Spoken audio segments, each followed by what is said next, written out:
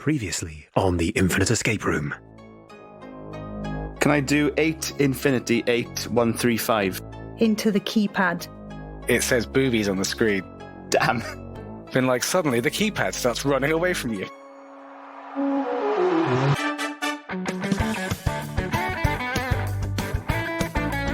Hello, and welcome to the Infinite Escape Room, that puzzling podcast where a gaggle of geographically diverse pals come together, have a drink, and work together to solve a homemade escape room of the ears. Hello, hello, hello. I am Mike, and I am drinking. I'm very, very happy to tell you I'm drinking this. It's a bottle of Badger's Golden Glory. No way. Where did you get that? Oh my God. So, long story, but I'll shorten it. They put it out in limited edition. Actually, it wasn't a story at all. They put it out in limited edition for a little while. You can only order it online. So Laura and I, this will be the second or third case we've ordered. Oh, that's sick. Fucking Is it just gold. all the memories that I have of it? It is. We actually bought a case for our friends who went to see in Somerset the other weekend because we were like, this is what we used to drink together. And they were like, we did used to drink this together. It's fucking brilliant. And it's still great. And this is, by the way, for the uninitiated, A, refer to the Glassless Chaps episode, but B, it's a golden ale, but it's peach flavoured and it just smells of summer. It's the most delightful summer evening beer. It's so light and fruity and delicious, and I'm just so happy to have some back in my life. There are 3 bottles left in the house. Now 2 and a bit. Anyway, much as I love Golden Glory, I also love some of the other people we've got joining us tonight. Sorry, I was genuinely Googling the Golden Glory bottle because I'm really I've written it down. I've got it written Your down. name. Hi, I'm It's Danny. Mike. That could be the first clue. That could legitimately be part of the puzzle. I'm okay with a puzzle that starts like that.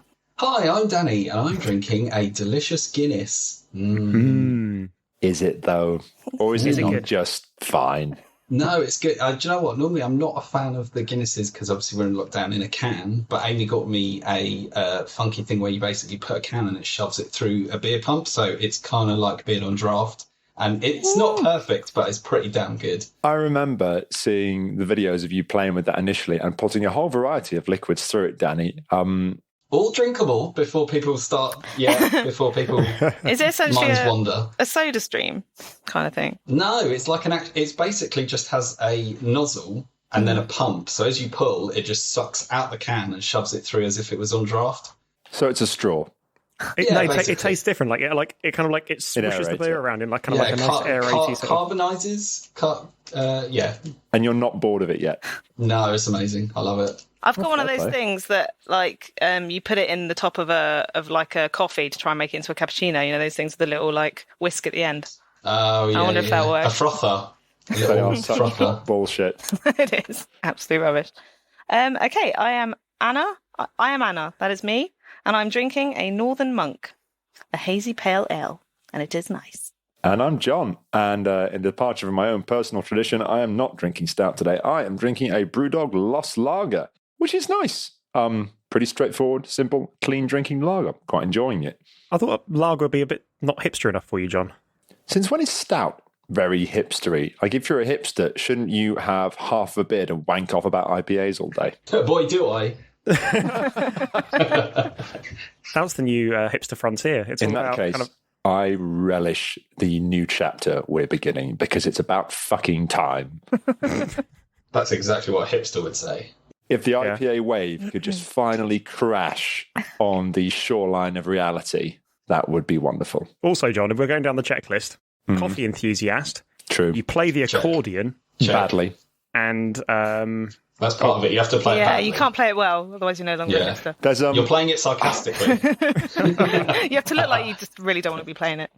someone told me a joke once after hearing me play the accordion, and the joke was, a gentleman, by definition, is a man who can play the accordion, but doesn't. Seems fair. that is good. I thought I that was wonder very about that good. was going. Gentlemen, is somebody on the accordion. You're shit at the accordion. You're not a gentleman. And we must acknowledge as well the silent partners in tonight's recording. That's right, it is our wonderful patrons who keep the podcast online and fire in our hearts. And this evening, I would like to thank especially... Oh, can we try it again? Can we try again? Because we fucked up her name, as I knew we would. Oh, And yes. apologise for. So can we correct ourselves? Because Yes, we can. Right, our newest Patreon sent us a corrected pronunciation of her name. I thought it was Delana. It's not. we would like to welcome as our newest Patreon to the show, now with correct pronunciation, I hope, genuinely nervous about this, Delana Andrews. Good You did job. it. Thank you for your continued support and your tolerance of our uselessness. Yes, especially for John, because he needs a large amount of tolerance. So I do. thank you. I do. You're And we'd welcome. also like to thank Jen and Jade, as well as Delana. Thanks very much, folks. You are literally keeping this train on the tracks, the show on the road, the plane in Spain. So what is the Infinite Escape Room? Well, it is an escape room, and it is infinite. Every room in the Infinite Escape Room links into the next in one big, never-ending escape experience adventure. One of us will present a part of the Infinite Escape Room, and tonight it is me, while the others try and solve it. And if they don't escape within the allotted period of time, then terrible, awful, smelly things will happen to them. And if they break anything, they will lose their deposit, which will be, I suppose, Everybody's hair. which for everybody else will be there. I mean, mine is fruitful, but I look weird bald. Danny has had the same haircut since 1994. And Anna is feeling a bit lukewarm about hers, I think. Yeah. Is I that think I fair look to pretty say? good bald. I don't know. Got a hefty forehead. I think we'd just all look like eggs, wouldn't we? You'd all look a lot more streamlined and cool, like otters, like me. Like otters. Otter man. And we'd all Solving float down the crimes. river holding hands, just like otters. Otterman, who ironically does not swim well. I swim okay. Better with a clam on my belly.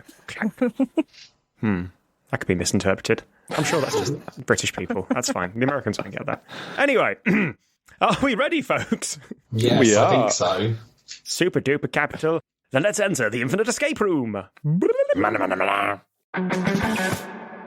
Last time, you solved an infinite post-it based puzzle in record time and found yourselves at the door to a lift into which you have stepped. And once more, for international listeners, a lift is also sometimes known as an elevator.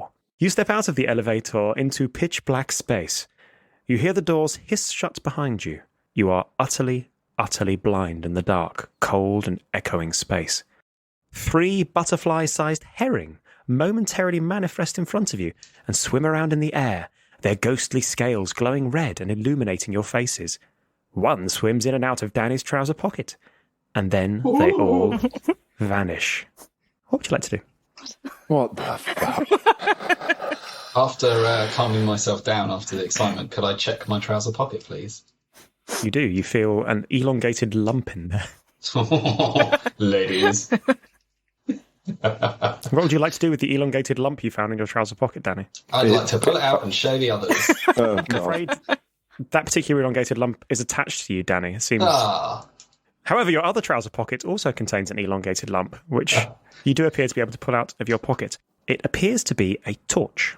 oh, could I switch on the torch to see our surroundings, please? You switch on the torch, and unfortunately, it does a piss-poor job at illuminating surroundings, not doing so at all. It appears to have those very dim little purple bulbs. Oh, a black light then. Fucking I make sure to okay. not shine it anywhere near John because he's filth. Oh, the stains. For some reason, are we floating? Are we just kind You of are, It's a good bobbing question. around? Because No, you there was are- a fish. Yes, you are on a solid surface in the dark, with John illuminated like Frosty the Snowman under the black light. Should we look at the floor then? If that's the only solid surface, like, is there anything on the floor? You cannot find anything on the floor. The black light isn't even illuminating the floor. Is it illuminating the ceiling? Unlike John is very clean. Oh. No, it is not illuminating the ceiling or the walls. This sounds really bad. If I wipe my hand on the floor, will the black light then illuminate where I've touched it? I guess so. butt Yes, yes. John leaves a spray of filth wherever he goes. Classic John. Okay, I just wondered if that was it. Clearly not. Okay, should we just take a walk? That sounds dangerous. Just Sure, go why for a not? walk. I would like to gingerly walk forward with one of my hands outstretched, but with the other hand. Danny, I volunteer you as tribute. Yeah, I with one hand outstretched to sense for danger, and the other with the torch to look for danger. Danny goes for a combination of these classic Scooby-Doo pose and the rolling fondle. And in doing so, brushes past John momentarily, inconveniently, lecherously. And then you touch a flat surface, a wall. You feel something underneath your hand. Can I gingerly grope around to try and find out what it is. I mean, I wouldn't use the grope word, to be honest with you, but... It appears to be a switch. It's a switch, but it seems to have 2 cables going off to the left and right of it. Oh, can I flick it?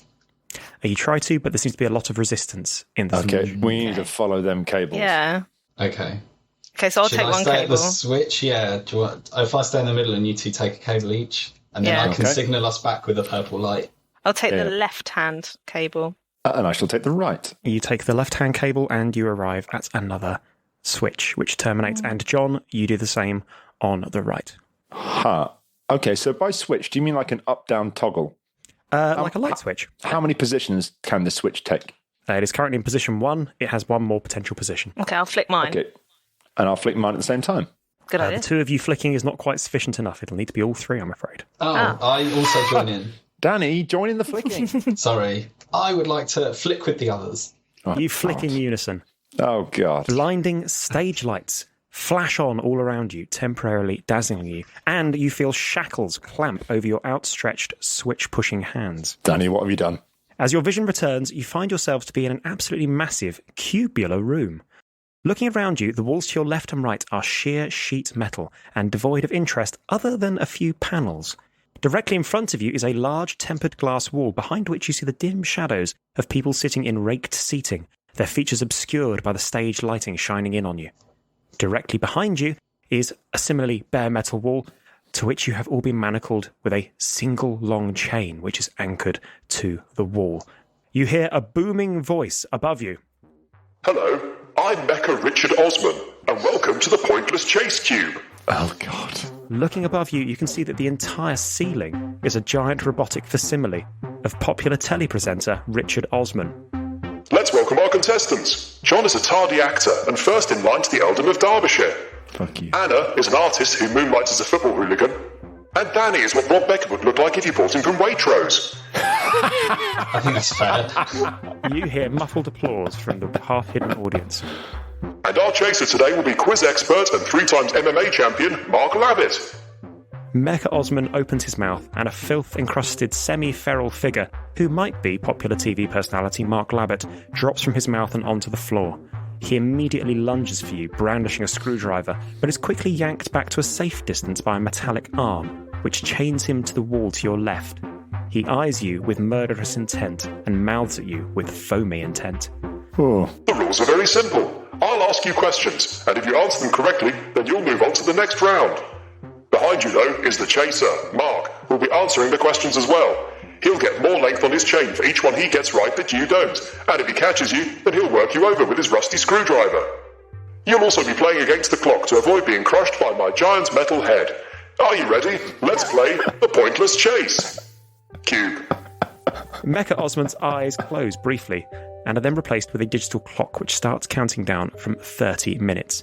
You notice that the metal face ceiling is slowly descending towards you. Question 1. What was Ray Bradbury's novel about a dystopian future where firemen burn books? Oh, God. Anyone? I'm Googling. Have you got it there, Anne? Have you got it next to you? Let me read these books. I very was quietly. Googling who Mark Abbott is. And now I'm... Firemen who burn books. Oh, if these are all sci-fi novella questions, I'm screwed. I know. I don't... And that's been 20 seconds. Let's go over to the chaser. The Book of Dick, Smokeless we were actually Fire. timed. Mark whispers something inaudible up to the giant face, and you hear a clang as some of his chains release. He jumps towards you menacingly, straining against the chain and waving his rusty screwdriver. Okay, before the next question gets asked, Question 2. What do you get when you have a rhombus, by a nonagon, by a heptagon, by a pyramid? Okay, fuck this. A mess of shapes. So rhombus has 4 by a hectagon. Hectagon, isn't that hexagon? It's 6, 10. 6. Pyramids 5. So 15? 18. 18. 18? Is not the right answer. It goes over to the chaser. Oh, Dick.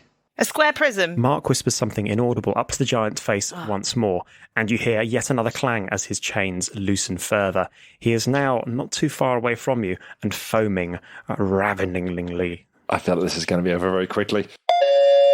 Question 3. booms the giant metal voice from above you, signalling your doom, no doubt. How many enclosed spaces are hidden within the capitals of Wales, England, and Germany? Jesus. How many enclosed spaces? I feel like we Just should be guess a high running number. around and looking at stuff. Hidden I look within- at the panels. Yeah, let's look at some Yeah. panels. What do we see at the panels? The panels are nondescript. There are many of them, and they appear to be functionally. Anything about the attachment of the chains to the wall? The chains appear to be attached to the wall with 3 combination locks, labelled Q1, Q2, Q3. And that's your time. It goes over to Mark the Chaser. Mark once more whispers something inaudible triumphantly up to the giant face, and you hear yet another clang as his chains release. As Mark gets the final answer correct, his chains relax once more, and he jumps into the air and straight towards John's throat, his eyes blazing with a fury only a professional quizzer can know. Goodbye, sweet world. Unfortunately, a loop of chain snags around his legs and he stops short, jerking straight out of the air as the chains become taut and hitting the floor, banging his head. He is knocked out cold and lies still upon the ground in a puddle of his own foam. I did that. That was me. Good job, mate. Here all week, folks. We could have just turned it off with all the switches. Yeah, could have just sat in the dark. That's fine. Yeah, we could have not chosen this fate, you mean? You chose this! That's true. This is we your chose it. doing! Can you imagine that? Like, the time hadn't even started. We could have just said, we do nothing. Me, I would have been like, nope, let's just sit in the dark for a bit. We do not turn the switches. No, okay. Your move. So he's on the floor. So he's unconscious. Okay. Q1, Q2, Q3. But they're 3-digit combination locks. I'm So pretty sure Q1 is 3-digit, Q2 is 4-digit, Q3 is 3-digit. But Q3 was a bullshit question. How many enclosed spaces are there in the capitals of Wales, England, and Germany? So Q1 was 3-digit, Q2 was 4-digit, and Q3 was 3-digit again, right? So it's going to be. So then the fireman. So it's obviously going to be the numbers are the answers to the questions. So fireman who burns books in a dystopian thing. That's going to be a book where the title is 3 numbers. Oh, you're right. Oh, And isn't then- that hold on, is that Catch 22? No, that can't be right. No, No, different no, one. no, No, that's- so it's it would be Fahrenheit 3. something, isn't it? Oh, Fahrenheit. Fahrenheit 451. the Yeah. So maybe that's 451. Although I'm just finding out if that's. Yeah, so It the is very second question Bradbury. was something like, what's a hexagon and an onagon and some other But it bullshit was a shapes if hexagon they have a baby? by. So does that mean multiplied? Yeah, maybe. Hexagon by... Mike, could So- we hear question 2 again? So the question that was asked to you by Mecha Richard Osman was, what do you get when you have a rhombus, by a nonagon, by a heptagon, by a pyramid? By a nonagon. Okay, so if we're going by how many sides, so a rhombus has got 4, hasn't it? Yeah.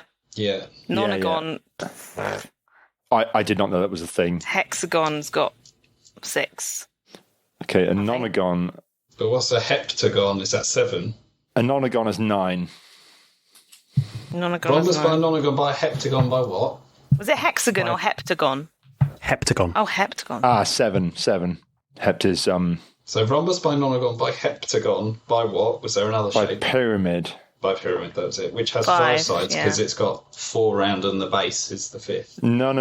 Hang on. It depends what kind of pyramid. Is it a 3-sided base or 4-sided? Otherwise, it's 8. We're thinking a classic pyramid, John. So Okay, so that's 4 digits in themselves. So we could just have that's those true. in a row. Should we try that then? So 4, in 9, Q1, 7, should we try 5? Q1 first? Because there are 3 different locks. So if we Yeah. put 451 into the Q1 lock, does it unlock? you put 451 into the Q lock, which is the lock next to Anna. And Anna, the chains around you loosen. You're now able to move around the room. a little Oh, bit more. good. Okay. Unfortunately, you are all still attached to the same long chain, which is anchored at the other points to Oh. the back of the wall by the other 2 locks. Okay. Who? Right. You hear a booming voice. Oh, no. It's an interesting herring fact. Red herrings, a smelly smoked fish, were used to teach dogs to follow a trail, but it became used as a metaphor for distracting someone from following a trail. The term red herring is in itself a red herring. Red herring, the fish that were in your pocket. at the Yeah, beginning. Danny had a Oh. red herring in his trousers. Yeah, and then and then it became the blacklight torch. So it might be that we need to shine. Oh, can I Yeah, shine yeah, the yeah. blacklight on the last lock? Yep, you see nothing. Dick. So I thought it might reveal the numbers or something. Shine it somewhere else. It I might. shine it everywhere. Danny, your current field of shiningness is very much restricted to directly around your person, Okay. and you see nothing. Okay. So I Okay, think well, that we carry on in with the itself may be a red herring. So Oh. So the nice. fact that a red herring is not a red herring could be a red herring. That would be dastardly. Mike's hiding his smile behind his microphone. that's an enormous microphone, Michael. Is it just very close to the camera? Yeah, Okay, and so I've got a that's small all the head as well, which boys. doesn't help. That microphone is enormous. It's really- Okay, so Q2, we've got 4975. Can we try that? You try that in the 4-digit combination lock, and nothing happens. Okay, should we multiply that out? yeah. Because he said buy. Yeah. That was correct, wasn't it, Mike? You said buy. So 4 times 9 times 7 times 5, 1260. Okay. Try that. Which is 4. So yeah, 1260 in the log, please. You put 1260 into the Q2 lock, which is behind John, and the shackle clicks open. Hey. Nice. John Good and shout, Anna, John. you now have a greater range of movement around the room. You are all, unfortunately, still very much anchored to. Oh, I was about to say, should we fuck off and leave him? So I think maybe now with the black light, now that we've got a Yeah. bigger range I of passed the motion. black light to Anna to save the day. Okay, so I'm just gonna. I don't know where to shine it. I'll shine it. That at was an the- amazing gesture. Listeners can't see this, but Anna just sort of did this kind of very swashbuckling swoosh with the black light around. So Despite the style points for the swashbuckling swoosh, Okay. I'm afraid, Anna, you see nothing. The aforementioned harsh stage lights are unfortunately drowning out anything that you might glean from the use of the black light. Red herring is a red herring. where did the red herring Okay. go? Did it just flop out onto the floor? Yeah. Who knows? Should we try the third question? What was the third question again? So the third question from Mecha Richard Osman was, How many enclosed spaces are hidden within the capitals of Wales, England, and Germany? Enclosed spaces are hidden within the capitals of Wales, England, and Germany. Okay, so this could mean a few things. It could be the words spelling the capitals. So if we write the words down, how many letters make enclosed spaces?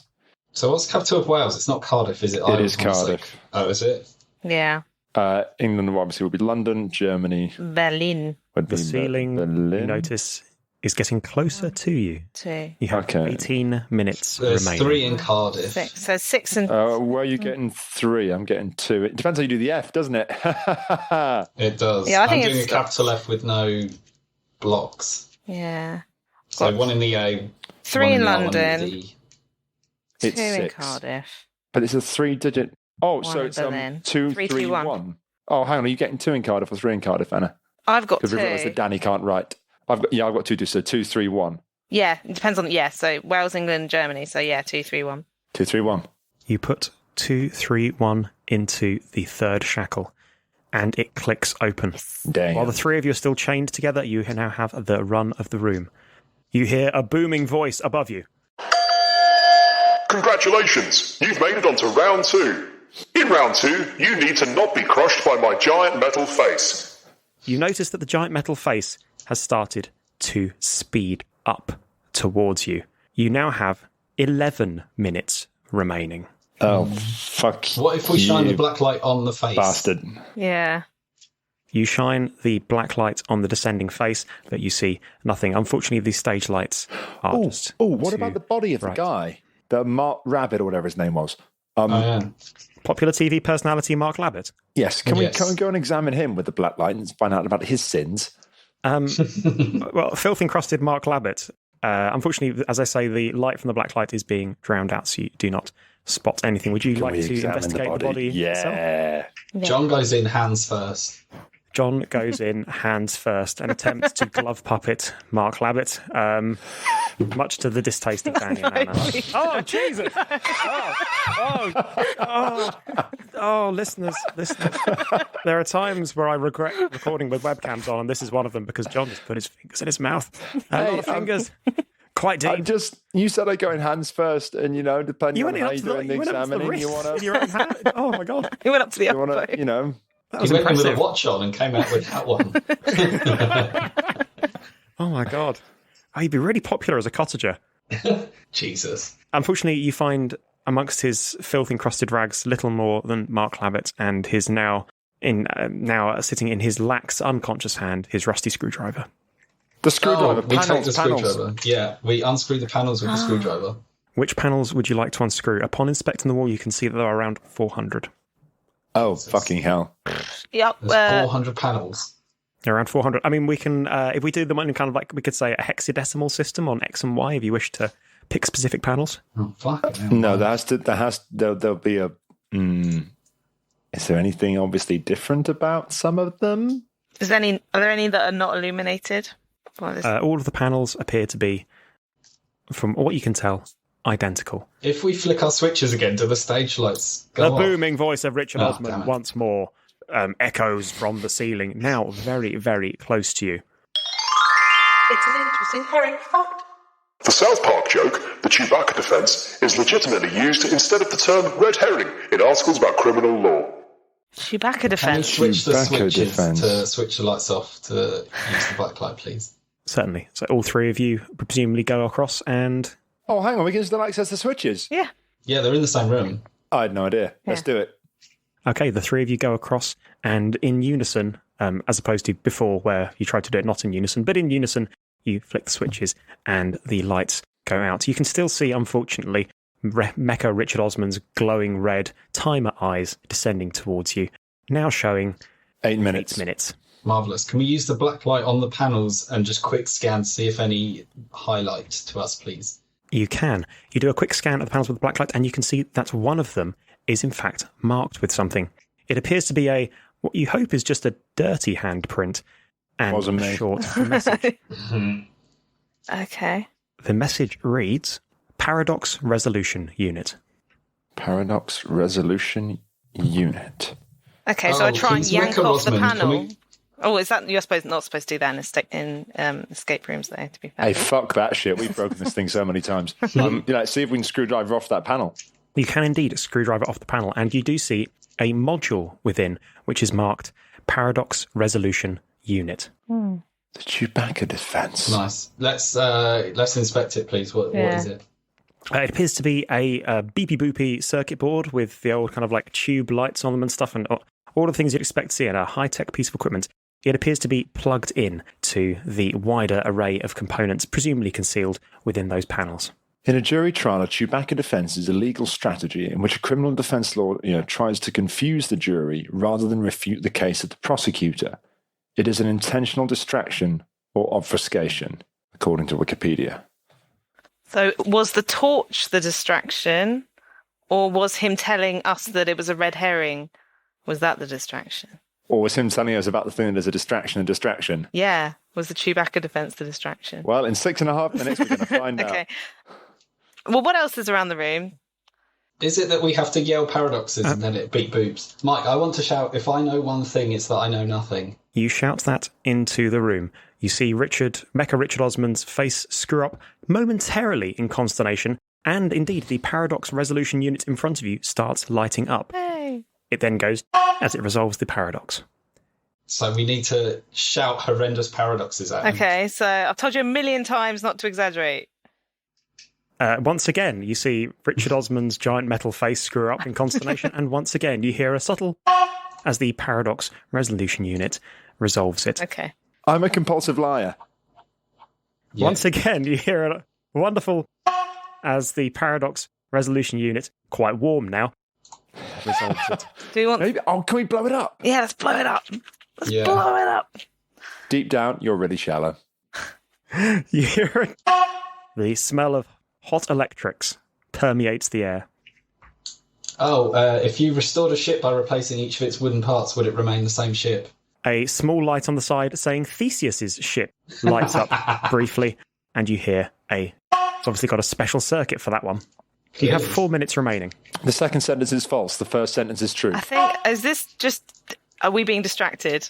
Nothing's happening. Maybe. Okay. You hear a little cooling fan come on. Oh, no, on no, we maybe the have to Paradox heat- Resolution heat it up. Unit. Yeah, I Stick think the we have to screwdriver keep... in the Okay. cooling fan. Okay. You stick the screwdriver in the cooling fan. The cooling fan is now disabled. Okay. Oh, good job, Current John. incumbent. What? Is that I think that's a paradox. Why not? Maybe it isn't. Because incumbent means somebody who's currently an incumbent. So calling somebody a current incumbent is calling them a current incumbent. Okay, don't worry. Let's say yes. The second sentence is false. The third sentence is true. You hear and then a alarm coming from the module. Smoke starts coming from it, and then all of the lights on the top go red. A very small, very sad fire breaks out in the middle of the module. Mecha Richard Osman continues to descend towards you. Okay, so we've set fire to the place. Do we need to give it more to keep it heating, or do we just throw it at him? You have 3 minutes remaining. I must be cruel to be kind. Does it do anything at this point? I'm not sure that's a paradox so much as just a bit of sort of homely advice. I mean, we are down to Googling this shit now. Yeah, I'm furiously Googling paradoxes. Oh, God. If I know one thing, it's that I know nothing. Yeah, that's the first one I said. To be honest, I'm a This is the liar. beginning of the You end. say, once again, Mecha Richard Osman's face temporarily screws up in consternation. And there is, of course... Oh, can we keep repeating them? There's nothing stopping you, you lunatic. If I know one thing, I know nothing. If I know one thing, I know And If nothing. I know one thing, I know nothing. If I know one thing, I know nothing. If I know one thing, I know nothing. If I know one thing, I know Oh, nothing. God. This This statement is false. This is really fun. And I'll pause the timer here.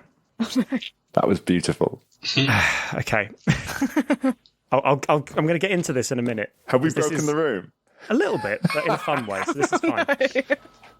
Yes. Once more, Mecha Richard Osman's robotic face contorts as it wrestles with the paradox, and you hear the cooling system try to keep up on his swiftly overheating metallic brain, now, of course, devoid of its capabilities of paradox resolution with the module that you have overheated, disabled, and stuck a screwdriver into. I build computers. A small, sad beep comes from that missing paradox resolution unit. It's an interesting herring fact. Red herrings also pop up in rhetoric and argumentation.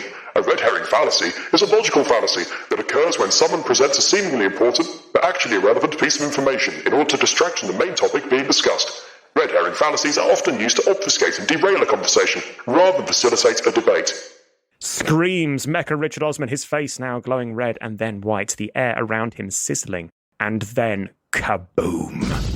Your ears pop and you are hurled to the ground as Richard Osman's giant metal face explodes upwards and out of the ceiling into a clear night sky. A second later, a much larger and louder explosion thumps into your very bones and rattles your fillings as his remains light up the sky for miles around in a nuclear explosion. He is a tall man. The walls around you have sheltered you from the blast, but now crumble to rubble. Of the audience, you see only ashen shadows on melted plastic seats. For a This is all moment, a bit Hiroshima. you breathe, collect your wits, and enjoy... It's always war crimes with you, John. Yeah. Collect your wits and enjoy the cool, open, and starry night sky above you. It would be almost peaceful if the sky wasn't turning an alarming shade of red and the stars weren't winking out. You blink and the sky is gone, replaced by a single unimaginably large red fish, scales the size of galaxies, fins larger than the laws of physics can feasibly accommodate, staring into your souls with a malevolent, unblinking eye. That was my time. That was my time. Fuck's sake, John. The fish Spoiled the beats moment. furiously at you. Sorry. Are you going to stop this timer? Oh, it's me. Ha! Whoops. Amazing. Oh, that's ironic. Which stares into your very souls with a malevolent, unblinking eye. It's not what it looks like. The Guardian is no more. Osman is defeated. The seal is broken. We are Herring, and we are free once more. The herring opens its mouth, and a tide of dogs fall from it, each more rabid and diverse in its breed than the last, and each dog in turn vomiting more and smaller dogs. The dogs crash onto the earth in a tide, many of them liquefied instantly upon impact, and the rest rolling upon the mound of corpses. I'm hungry. They run with their legs alone, their torsos still just flopping around like giant doggy maggots in what is surely the end of times. Around you, birds fall like sausages because they have become sausages. Only Cumberland remains now in this, the land of the herring. And you solved my puzzle. Well done, guys. And you did it with, Hey, I wasn't sure whether we had the good ending or the bad ending there. I was going to say, I've been accused of that many times in such a bleak positive ending that we're not sure if we've done it or not. And this very much falls into that category. Wow. Oh, well done, guys. Can I just say that? So when I'd said to you the paradox resolution unit was plugged in to everything else, Oh my God. we could just unplug it, and you just started trying to overload it with paradoxes. Oh my God. Well, I suppose I've got to let them do this. He sticks a screwdriver in the fan. Okay, I guess this works.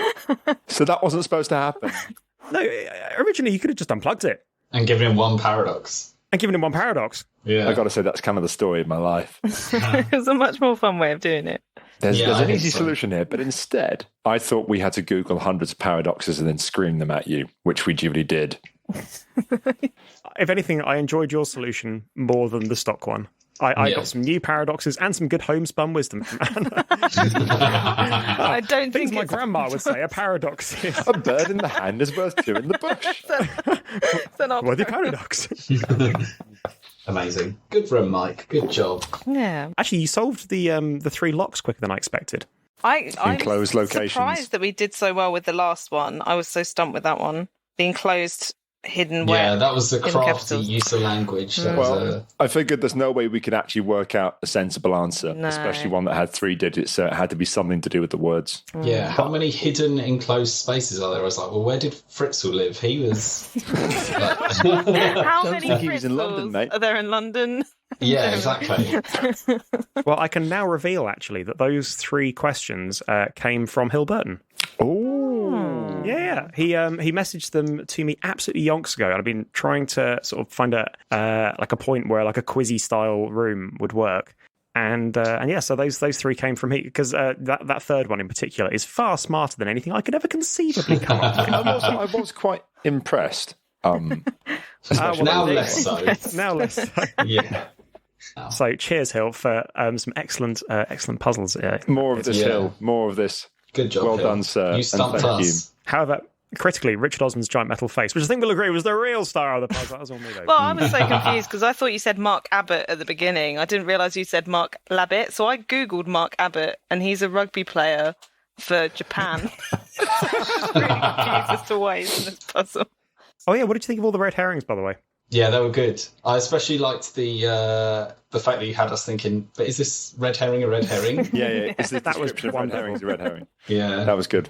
That was wonderful. And it was actually just because he's the guardian to prevent the red herring apocalypse. It kept us on our toes. I know. Yeah. And you're starting to write down Chewbacca defense. That's meaningful. I genuinely thought, do we have to make Chewbacca noises at this Richard Osman face to stop? So is that true then? Oh, it is, there, stopped. is there a legal defense based on an episode of South Park? Well, I think it's more like the phrasing has become shorthand for a particular type of defence. That is both sad and glorious.